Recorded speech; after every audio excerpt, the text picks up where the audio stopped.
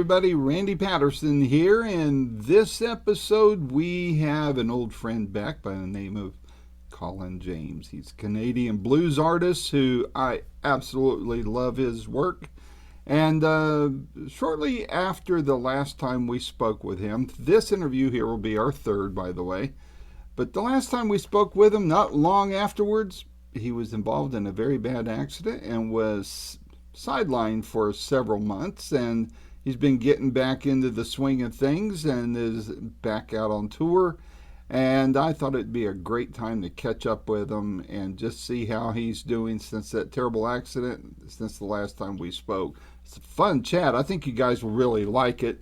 I think you're going to feel like you're sitting right there in the living room with us, even though he was in Canada and I'm here in East Tennessee. So, but that's the way we all feel on these things, isn't it? So, as always, please hit like if you're enjoying these chats. And if you're not already a subscriber, hit that subscribe button. It shouldn't cost you another penny, but it sure helps us out a lot.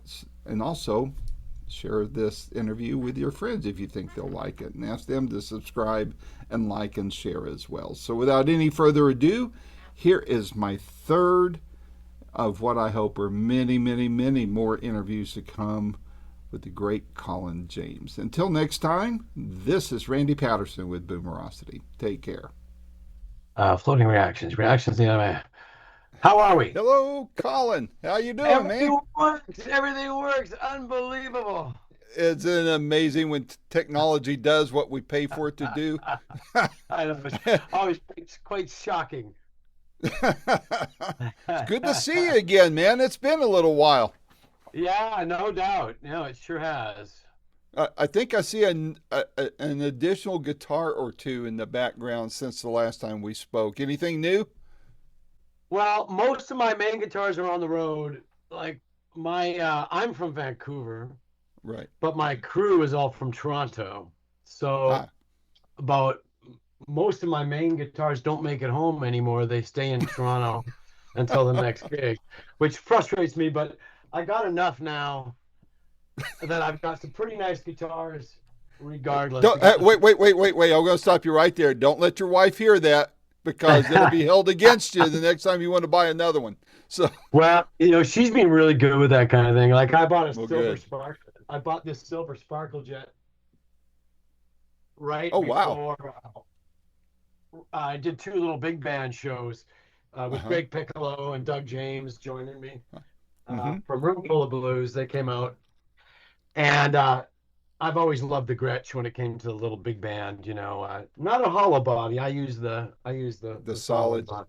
Yeah. Yeah, How is it heavy? I mean, I'm not a musician, so I'm going to sound like I know what I'm talking about, but I don't.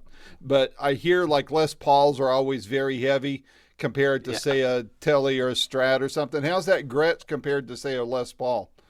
It's heavy. Is The it? Gretsch is heavy, and it's supposed to be weight reduced, and it's heavy. I got a Les Paul that's weight reduced over there though. Huh? That's had some of the solid bits taken out.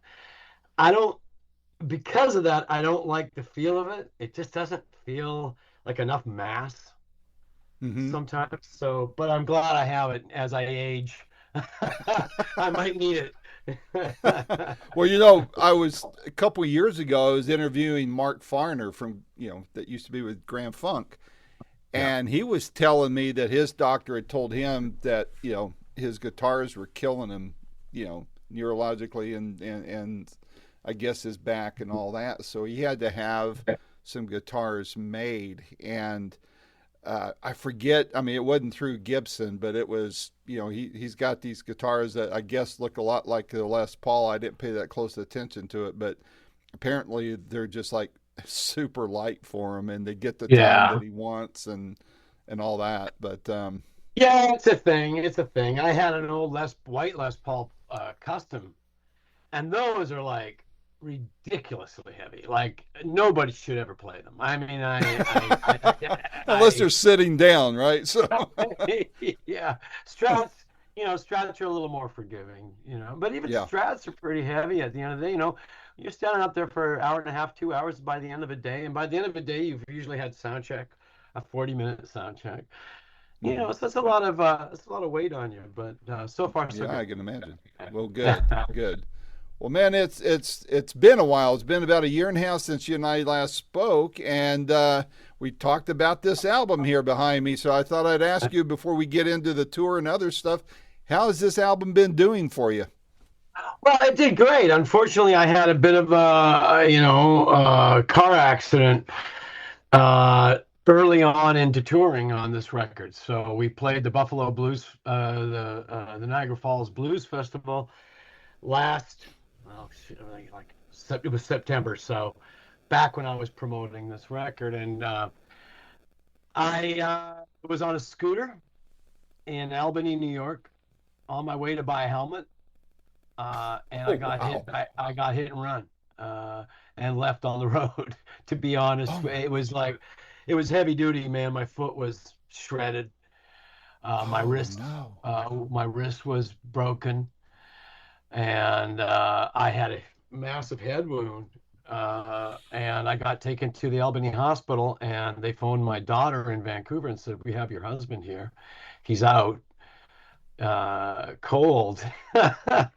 So that was about 3 or 4 months of rehab, going to rehab, and it was pretty heavy duty. And I did my first gigs. I in Florida. We played, and then I did a blues cruise. So I'm up and running now. Like I'm fine. Good deal. My hand has repaired itself. I broke a bone right in here, Oh, and I had to have surgery.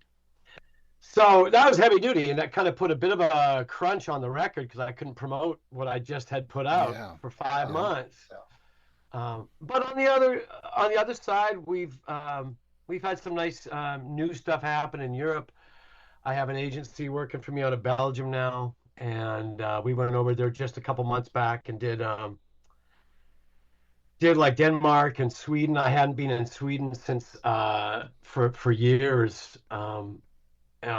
So it was really exciting for me to get back to Germany, Denmark, Sweden. It really felt great, and it felt like I was coming to a place where I used to have a bit of a thing going on, and I kind of let it go. Hmm. So now we're going back in the fall, and we're doing a whole bunch of shows in France and Germany and Denmark. So that's been a nice new change. It's always amazed me how deeply. I mean, it shouldn't surprise me because I mean, rock and roll the British invasion was stemmed by their love for the blues, right? But still, after all these decades, man, just how the blues is just sucked up, sometimes even more than we take it in here in the States. Oh And yeah. Well, that was so interesting touring with Buddy Guy is, when he gets to the mic at the end of his show and he says, back when back when the British invasion happened, a lot of people were thinking they were jumping on a bandwagon, they were stealing cultural appropriation and what have you. And Buddy Guy it says nothing but good things to say about the British invasion. You can really see it in him. He's serious when he's talking about it because it took him from a Chicago blues man of high proportion to a worldwide, you know. yep, and still So performing. Can you believe that? I know it's unbelievable. That tour we did with him was one of my favorite things that had happened to me in my life because I mean I've known him since 88, 89, probably even earlier. I did shows with him back when I was in my early 20s, and I've run into him my whole life. Hmm. But to do that 22 shows in a row with him was really, and to get up Wow. with him every night and play a song was, and you have to have a lot of respect for that. I mean, I've always considered myself someone who wants to do this for the rest of my life. I've never thought, oh, you know, when it's time, I'm gonna start gardening or something. I mean, I'm not going against gardening, but I've always considered this something you want to do until you can't do it anymore. Yeah. Yeah, Well, he's doing it. John Mayall did the same thing, man. Just yeah, right up to the end. yeah, So, yeah.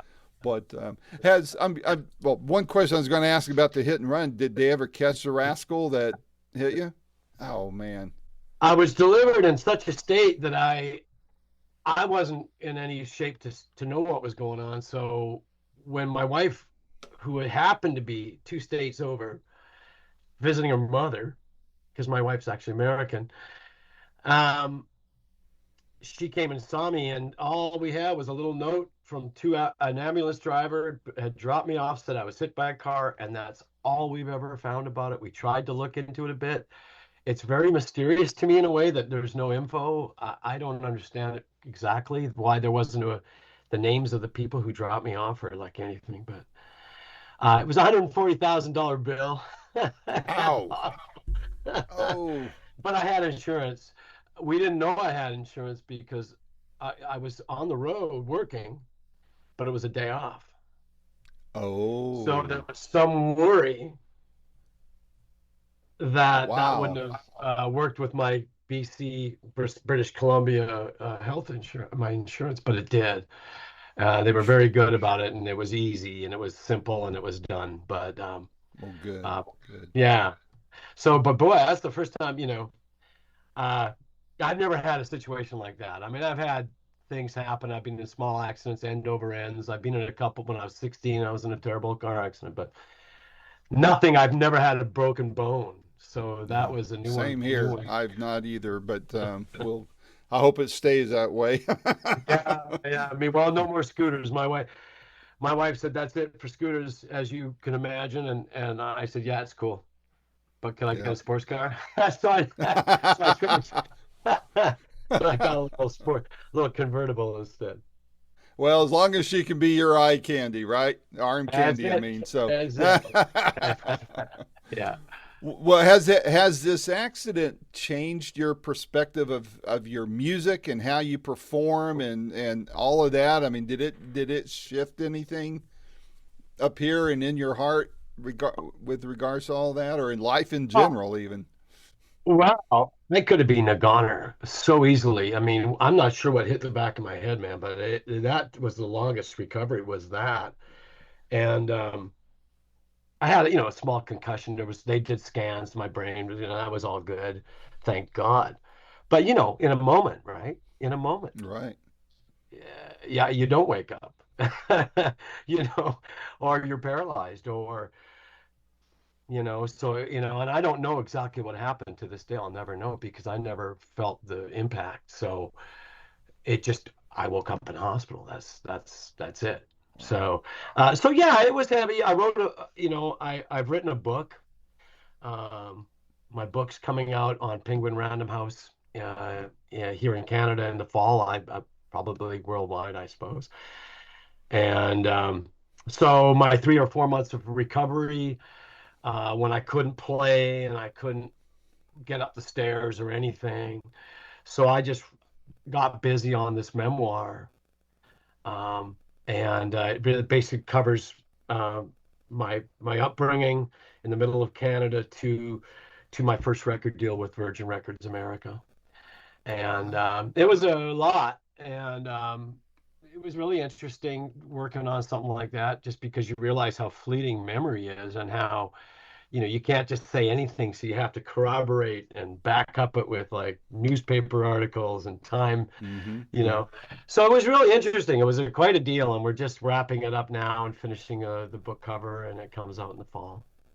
Well, when it gets closer to that time to that book to drop, if I can get in advance, even just a PDF to get familiar with it, let's circle back and do another one of these and focus on the book. I'd love to help plug it for you.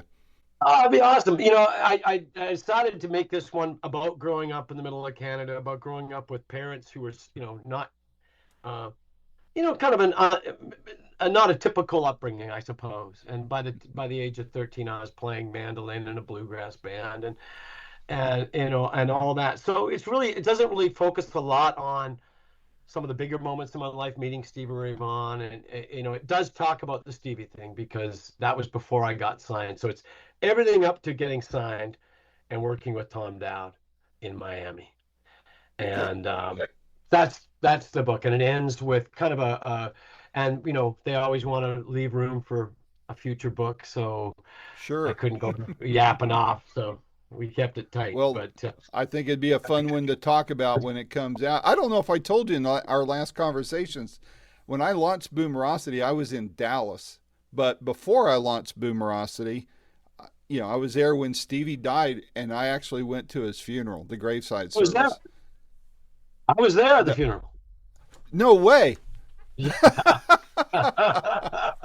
Yeah, I was. So I took my daughter. I wasn't supposed to. My ex-wife said I'd be in big trouble if I took her, and it's a long story, and it's actually kind of funny. But we wound up at the graveside service, and yeah, I saw the guys from ZZ Top, and of course Jimmy was oh there, and yeah, Bonnie. yeah. We walked up when Bonnie Raitt and Jackson Brown and Stevie Wonder were singing "Amazing Grace" a cappella. I mean, how cool was that? Yeah, well, we I were in mean, a little. terrible occasion, but how cool was that? Well, we were in a pretty small room when Stevie Wonder, uh, and I remember Jeff Healey was just like right there. I didn't know Well, I Jeff remember was there. Jeff was there. Wow. Bonnie, I remember talking to Bonnie because I'd already known her, and I got to know her probably the most that I got to know her, because before it was backstage here and there, and that's when I really kind of cemented a friendship with Bonnie at that. But Charlie Comer, Stevie's publicist, was my publicist. Do you remember Oh, Charlie okay. Comer? Do you remember I Charlie? remember the name. I never dealt with him though. Yeah, he did the Bob Marley family, and he did Stevie and Jimmy and the T-Birds. Now he's And gone now, isn't he? he's gone now, Yeah. yeah. But I met him through Stevie, so he was looking after me at the time. So, um, at the funeral, I remember everyone left, and there was like camera crews all the way up the hill, Hmm. from all over the world. And I had to stay with Charlie. So we were the kind of last people there when when everyone had already kind of dissipated, because I was hanging out with him. But yeah, quite a memory, and uh, heavy. It was heavy Yeah. because that song TikTok had just come out. Yeah. And it was Gosh, so powerful listening to TikTok, going like, gee, and that was such a good record too, man. That was a killer. yeah, and you have to wonder what could have been, right? I mean, wow. Yeah. Oh yeah, I know, man. I had a strap that Stevie had given me when I was like 19, or whenever I was 20. A brown leather strap with the musical notes on it, and someone stole it. No It had way. Oh it got man. stolen from me, and it's one of my big regrets. I wish I just had that in my hand to this day. Oh my goodness. That, Yeah. that I mean, just the sentimental value of it and all of that. That's wild. Oh Um, yeah. so I mean, we are again talking about mortality. Has any of your songs that you wrote, uh, prior to this album and including this album, have they taken on any new meaning for you since your accident? I mean, does something kind of like crystallize a little bit differently than it did before the accident?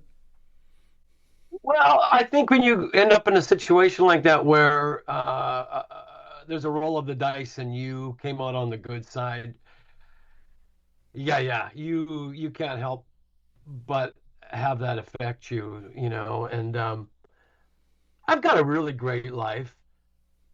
Like, I have had nothing to complain about in my life. I mean, we all have little.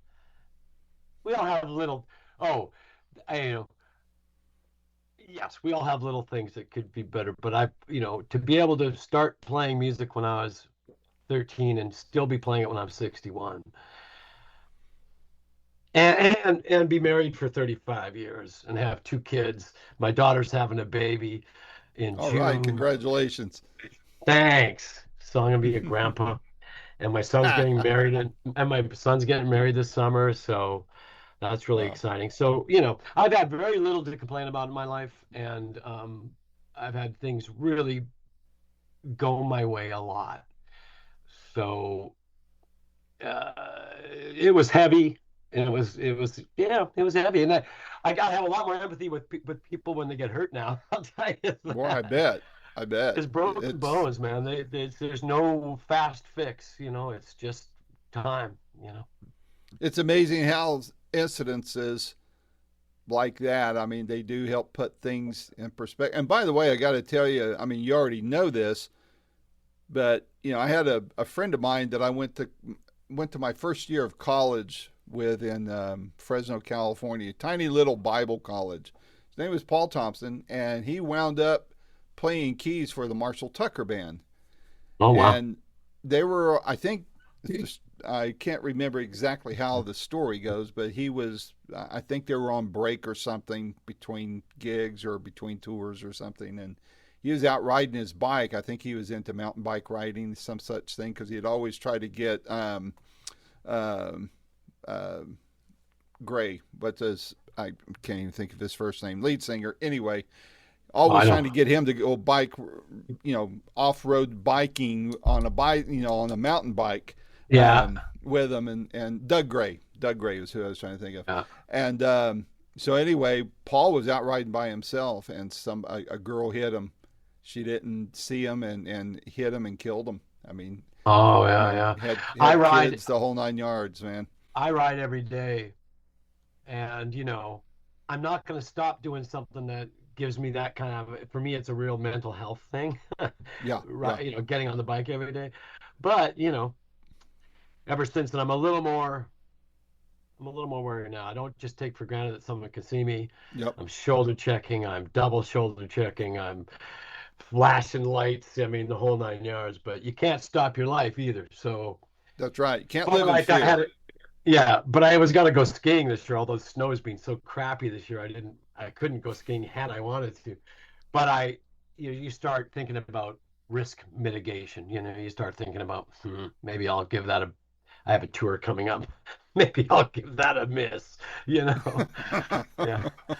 It's funny when we're young, when we have a whole life ahead of us, we take stupid risks. But then when we're our age, because I'm just a little bit older than you, you know, we start taking a lot less chances because there's a lot less life to live, and it's Oh like we yeah. kind of Oh get yeah. that backwards. Yeah. Yeah. we, Yeah. we should be parachuting now instead of in our 20s. Well, I So, got I got hit I got hit in Albany, and I have to play Albany on the very last night of this trip with Matt and oh my Tara. gosh. Well, So well, so well that'll be speak. interesting. I vowed never to return. Well, at least not on a stretcher, right? So, Yeah. Well, I guess it'll be good to confront it. You know. well, man, tell me about this tour. It looks pretty interesting. You and a couple other Canadians are touring together there, huh? Yeah, well, Tara Lightfoot, she's a wonderful guitar player. She's got a great tone. She plays mostly electric, but she's playing solo Hmm. on this. She usually has a band, but she's playing solo. We've had to. I actually, smallified my band for this tour as well. So we're doing a trio. So it's not even a kit of drums. It's a kick and a snare. My bass player is Kenny Neal. Kenny Neal's from Yeah, Louisiana, Kenny Neal. yeah, Well, this yeah. is I've interviewed him Kenny's. several times. Yeah, Kenny's son's playing with me. All right, Kenny very Kenny cool. Neal Jr. So Kenny's playing. Kenny's a killer bass player and a killer drummer. He's one of those great guys that can do it all. So he's Hmm. playing a kick drum with his right foot, a snare with his left foot, and a bass at the same time. So he's going to have his work cut out. You can't get too fan. You can't do fills, obviously, and so Right. it's limited, but it gives us a bit of a backbeat, so we can do it. Stuff that rocks a little bit, and that's nice. And Matt Anderson's a wonderful singer, songwriter, personality. He comes from the opposite side of Canada, so he's from Halifax area or Cape Breton. And Matt's, there was an article written about Matt in the Rolling Stone a while ago saying some of the best Americana is Canadiana. So, it's always funny as a Canadian to be playing what people consider Americana because it's like Yep. Yep. um, we for a while we were ordering Canadian, and it's Americanos. People were starting to serve Canadianas when you guys were threatening us as the 51st state. Oh man. People were starting to order Canadianas, and it's like a thing. But yeah, Matt's fantastic, and he's so it's going to be Tara starting the show. Matt's playing after I play, and I mean before I play, and then I'm finishing the shows off, and I'll be playing an hour. I think Matt's doing 40, and Tara's doing a half. Some I think that's how it breaks down. And I'm looking forward to it. Tara's toured with me before. I love Tara. We just did a show in Denmark together 2 months ago. We didn't even know we were on the same bill. You're like, Wow. Tara. But so that's fun, and I'm really looking for some of these cities. I didn't get to play last time because of the car accident. Like we were literally just starting out. We were supposed to play Jimmy's Jazz and Blues in Portsmouth. Anyway, and I had to cancel the Salt Lake. We had, Salt Lake City. We had to cancel Kansas City, and well, everything was canceled. So Mhm. I'm getting back on the horse, and off we go. So I'm looking forward to that, and uh, yeah, we're doing that, and I'm right after that this fall. We're heading over to Europe for some shows, but I'm looking forward to getting out and playing some of these cities I've never been to before. So Salt Lake City I've never been to before. So. Very cool. I forgot to mention something a minute ago that about your album, how a personal impact it has had on my life.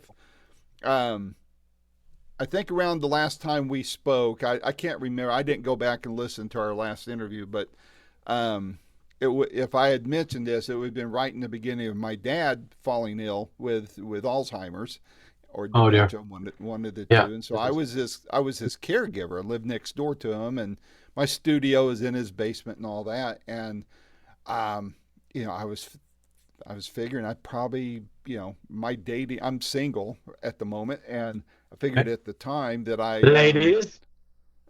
pardon me, yeah, well, no, no, there's an end to this story that I'll share with you. That's what I'm building up to, man. Don't get me in trouble now. So, All right.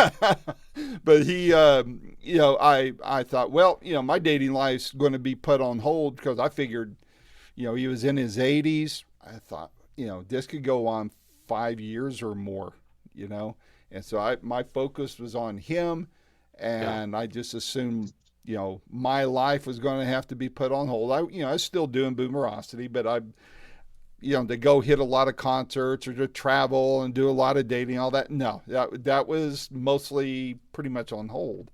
And I just figured, by the time I'm back on the market, I'm going to be 70 years old. Probably not so desirable by then. So I just figured I was going to be alone for the rest of my life. Well, through a series of very interesting events, a lady and I met through some mutual friends, and she was an amazing pianist, a widow, and we just started exchanging songs that we liked. Hey, what do you think about this? And she had turned me on to some of the stuff that she liked, and I was turning her on to some of the stuff I liked, and I threw out to her your song, How It Feels, excuse me, How It Feels to Be Loved. Oh, nice. That made Nice. her a big fan of yours. Oh, And every fantastic. once in a while, when we're texting each other and such, she will send me that song again. Oh, that's And sweet. it says, and we have a playlist, and your song's right in the middle of it, man. True story. Oh So, man, but and we're getting married the end of next month. how exciting! Congratulations. Thank What you. So great you had a part news. of it. So, Yeah. Oh, it's nice. I wrote that song. We were looking for an Al Green type of thing, and I got to sing it for my daughter's wedding. About 2 days after I wow. wrote it, I had to sing it right out here because she got married in the backyard, and so that meant a lot, and that was really great. Yeah, it's tough, man. My mom passed as I was recovering from my car accident. She Oh passed. She man. she lives she lives across on Vancouver Island, so you have to get on a ferry, and yeah, it was heavy. So I lost her, and right now, if you can believe it, I have a little toy poodle who just contracted one of the rarest neurological diseases that you can find. It's called Coonhound syndrome, and What a and name. it comes from either saliva of a raccoon or raw chicken, and it's so rare that most vets that we've talked to, pass it off and said, "I don't know what's wrong with your dog, but everything's fine." And we're like, "He can't walk," and he's like a little tiny little teacup, cutest little guy ever. Oh And all wow. of a sudden he couldn't negotiate stairs, and then he couldn't stand, and then now he can't move. He's just like he's paralyzed. And so that's what we're dealing with now. So now we have to hand feed him Oh man. and carry him everywhere. And so we're just hoping. Apparently, for some dogs, it can last 5 years. For some dogs, it can last 3 months. It could be over. And so we don't know. So he's going to rehab today. And you have to do all this stuff where you have to. And he's Oh, a bless his really heart. saucy little bugger. So he doesn't let you touch him. If Oh he gets in man. a mood, man, he's at your hands. So it's really hard. It's really hard to rehab him because he's really uptight. Yeah. So we got Well, him on boy, they camera. grab our hearts so quick, don't they? Yeah. Oh my God. Well, we have 4 dogs Mm. and they're all aging out. So all of our dogs are my one is 17 and she's still doing, but every morning I got to lift her off the Yeah. it's it's a lot, you know. It's Yeah. I can imagine. yeah, yeah. Well, I But lost my dad in October, so it was 2 years of care, and right, yeah. so it was, but it was funny how things happen. So with this thing with Tara, I already know the answer to this, but for people who aren't aware, they hear the name Tara Lightfoot, another No famous relation. Canadian. Tell the story about Tara and whether or not Well, she's related to Gordon. Tara is not related to Gordon. Right. Okay. Tara is a singer-songwriter. The name is that's just her name, but she's just a really cool, great player, great songwriter. Um, uh, she uh, she's just wonderful, and she opened up a whole bunch of shows of mine across Canada last year. But she's doing well. And Matt Anderson's really worth catching. He's a wonderful player, wonderful singer, and hopefully we'll all do something together. We haven't talked about it yet, but I'm hoping. Oh, that'd be I cool. noticed I noticed Matt was playing Atlanta Moan, which is a song I used to do, which is written by Hmm. Barbecue Bob and Laughing Charlie in like I think 1928 or something. And he was doing that on his last show, and it's a beautiful song. And so hopefully we all be able to get together and do a song or two together too as well. I'd love to see you guys come down this way. I don't think you're getting any closer than Ohio on this tour. So, Where are you? Are you in Texas? Are you in Texas? no, I'm in the Smoky Mountains of East Tennessee. The Smoky Oh, Mountains way down south, nice. as the Beatles said. So, I had to cancel a trip I was supposed to go to Nashville last week, and I had to cancel because of my dog. I can't leave my yeah. wife. I mean, I have to go on the road for 5 weeks coming up. My wife has to deal with this dog who can't move, so I'm feeling guilty already. But I canceled a writing trip last week because I just Oh, wow. couldn't leave her Well, with if it. you're ever going to, I mean, I'll make the drive to Nashville if I'm not otherwise booked. But I mean, I love going. I go to Nashville any excuse for any Me excuse too. also. Me too. We played both city wineries there so far, and I got to play the Ryman with Buddy. I A remember few that. I was supposed to come to Yeah. that show and I couldn't make it. I was so Oh, it upset. was so fun. That was a big deal for me to play the Ryman and to play the Ryman in such a, opening for Buddy was so perfect for me because, it's the right audience and Hmm. it couldn't have been better. But that day playing, I go there a lot because I recorded my last record down there with Colin Linden. And Colin's a great Canadian guitar player who's been living in Nashville now for 25, 30 years. But Hmm. he plays with T-Bone Burnett. That's his day Oh yeah, gig. And yeah. the Old Crow Medicine Show. He plays with those guys too. Was he part of the Ringo album that T Bone did Yes. with him? Wow, Yes. Yeah. very cool. T-Bone does a lot. I met T-Bone through Colin a couple of times now. And um, Colin's just one of those guys that felt he had gone as far as he can in Canada years ago, and I remember when he made the move, and it's always a pretty brave move to move countries. I Yeah, have to give it to people. That's a lot, and it's been really good for him. He's one of those players, no one really plays like Colin. He's one of those guys that can play like Big Bill Brunsey, he can play like Robert Johnson, he can play like, he's got it all.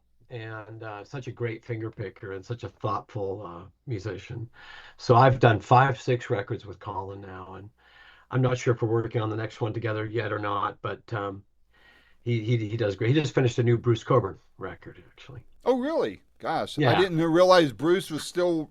I mean, I saw Bruce 2 years ago, 3 years ago, so in Nashville. He was playing at that little theater there at the Country Music Hall of Fame. I forget the name of the Right. theater. Real small theater, and I had just interviewed him. He gave me a couple of tickets, so I drove over, and I have some cousins living in Nashville, so one of them was my guest with me to go see him. Put on a great show, Yeah. very very good. So Yeah, we were but, label mates. We were both on Stony Plain, and then oh, Stony Plain got sold last year off to an American label out of Nashville called Roundhill. mm-hmm. So, but anyway, yeah, Collins worked on, I guess, 6 Bruce Cockburn records over the years. They're pretty Goodness, tight. wow. Yeah, yeah. So any idea when your next album will start being worked on, and any target dates or anything like that? Well, I gotta get, I'm back in the mode now. I've been writing again, and I'm starting to collect a few songs. So, we gotta put the due diligence in, and figure out what kind of record, figure out, exactly what I want to do, and I try to run that tightrope between, Americana and blues. I love the blues, but I'm not a straight. I don't always Right. want to just play straight blues. You want to open up that a little bit. So I'm always, concerned about trying to, tax myself with the writing thing. Writing is maybe the hardest thing I think in this business. At least it has been for me. Playing has always come easy, generally, and singing's always come easy. I've always enjoyed singing, and it's never been something But writing, I think that's the hardest part. Yeah. Making something out of nothing. It's that thing, and it's so easy to get frustrated by the process. Some people are Yeah. born with the writing, Yeah. and writing this book. I got to tell you, writing the book really forced me to look at my writing and look at how you phrase things and look how the English language works, and it was really worth it. I really enjoy it. I'm a grade 10 dropout. You know, I I quit school, halfway through grade 10. So it's always been um, important for me to read and do all the things I didn't do in school. But and writing has always been something. I've always been a good speller and stuff like that. But writing's tough. Yeah, well, it's good to read. You can't see it because this is a virtual background, but I've got like 4 bookcases behind me just loaded just with books about, singing and, artists, people like yourself, which I want Right. to put a signed copy of your book on my shelf. So we got to make that happen. But Yeah. hey, I kind of over the last several years got out of the habit of reading voraciously. But right now I'm going through 3 books simultaneously to Billy Vera's book, and then um, Kim Simmons's widow has just Oh, published his autobiography that he wrote before he died. And so I'm wow. going to be talking to her about that. And then All right. there's a couple of others. So man, I'm all about the writers, Peter man. So Wolf. I want to. Peter Wolf's book. 'Cause I started that one. The Jay Giles.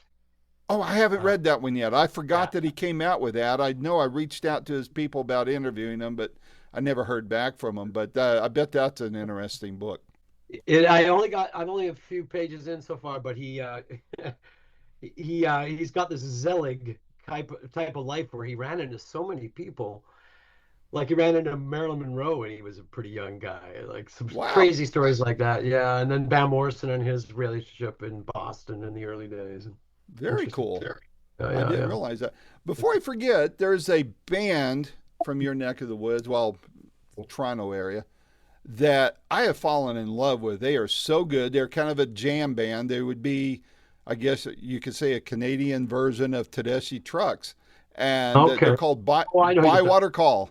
Yeah, I know what you're talking about. Yeah. Oh Oh, my they'd be gosh, I great. love those guys. I interviewed her name slips me right off the top of my head, but I've Right. seen them. My fiance turned me on to them, and we've seen Oh them yeah, they're twice. good. They're working their arses off. Those that Yeah, band. yeah, and I Yeah. mean, they're amazing. Why they haven't bumped up to that next level yet, I don't understand, because they work hard and they're Oh very yeah. good. I Yeah, no think that doubt. Well, I think they should be up there higher than they are. Yeah. well, I'm sure they're working on it, and they're Yep. playing all over the world. They're all over Europe, and they're doing great. So I'm sure it'll happen. Well, good. Well, you've mentioned the book. You've got the tour. I've tried to drag out a new album out of you. What else you got going on before I let you go? Well, that's it. We're doing a tour of Portugal in October. We're doing a 2 week the trio, the same trio that I'm bringing down on this next little trip. Which, by the way, I love the trio. Just to chat about what the trio has done for me. I've been in a rock band since I was, 16, and where it's full kit and full band. We started doing the trio shows as more of a kind of singer-songwriter approach to it. A bit more talking, not a lot, but a bit more talking about the process of writing and songs. So it was a chance for me to play in a different way. Like when I do the show on my own, I do 2 sets of 45. In this case, I'll just be doing an hour, but it allows you to do the songs that aren't the obvious things sometimes, and I really enjoy that. So I hope people come and check it out because it's a really musical affair, and I think they'll love Tara and Matt as well. But that's it. In the fall, we're going to do another tour of Europe, and um, we're doing this 2 week tour of Portugal, the Douro River up all the way from all the way into Portugal for a couple weeks and some touring, and Cool. working on whatever records next, and just looking forward to getting out there. Yep. Well, good deal. Are you going to? Is Mark Pucci going to be handling your book promo, or are you having to use someone else? Well, this is new for me because it's my first time with Penguin Random House, so they've already Oh booked a yeah, kind they of may have their own. They may have their own machinery on that. I don't well, know. they've already booked a little tour, a book tour in Canada for the fall, which will be a brand new thing for me. I have no idea what to expect. I guess you have a mediator usually in a Yeah. small group, and you talk about the writing of the book, and you play a couple songs maybe. So Yeah. this is all new to me. Well, I have a good following in Canada, so if I mean, the book doesn't have to come down here for us to talk, man. So I'm serious about it. If you, if at all possible, let's talk about the book. Say, let's talk a month before it's supposed to drop. If I can Yeah. get an advance to, even Oh, like for I said, a sure. PDF, I'd like to at least be able to go through it, and so I can ask some semi-intelligent questions for a change, and then then hopefully you be bringing it down here as well, and I'm we'll pretty have sure that it'll. already had to. I'm pretty sure it'll be out there too, but I haven't. I don't know for sure, but I'm pretty sure, Yeah, especially electronically now. I think yeah, iBooks and all that stuff. I'm yeah, sure it yeah. will. Yeah, yeah. Well, let's make sure that we do that. I'll be watching for that, and then if I see hints of it, I'll go through Mark to try to get to you, even if he's not handling any of the press on it. At least he knows Absolutely. how to get a hold of you, and Yeah, I I, think Mark is definitely working with me through this tour. As far as the book's concerned, I'm not sure, but yeah, yeah. Mark always So does a great because job. it's always seems like there's always I've gotten approached by two different publicists for the same artist for the same album before. Now, how that Oh, is that? happens, I don't know. And I mean, I can understand if one's Canada and the other's U.S., that I understand. But two in the same country here, Wow. I don't know how that happens. And they happen to both be publicists I love working with. So it's kind of like, Oh, that's good. oh man, Yeah. I got to go with who was first, just to be fair Right. about Yeah. it. But Yeah. Right. well, Colin, again, thanks for everything. Thanks for Oh, great romantic music that helped me win a woman's heart. And I look forward to meeting you in person someday. And in the meantime, if something else comes up, my door is always open to you. You feel free to approach me if I don't approach you first. So, All right, Randy. Thanks so much, man. Thanks for everything. Thanks for talking, and we'll talk to you next time. all right. And prayers and blessings for your dog. I hope that a miracle can happen for it. So, I hope so. We're hoping. Yeah. all right, my friend. Take care, and we'll talk soon. Okay, man. Bye-bye. Bye-bye. Thank you. This has been another fun-filled episode of Boomerocity with your host and producer, Randy Patterson. The theme song is Roll the Dice and is recorded and used by permission from Quinton Hope. Quinton is spelled Quinten, and Hope is Hope. And you can find out more about Quinton at quintonhope.com.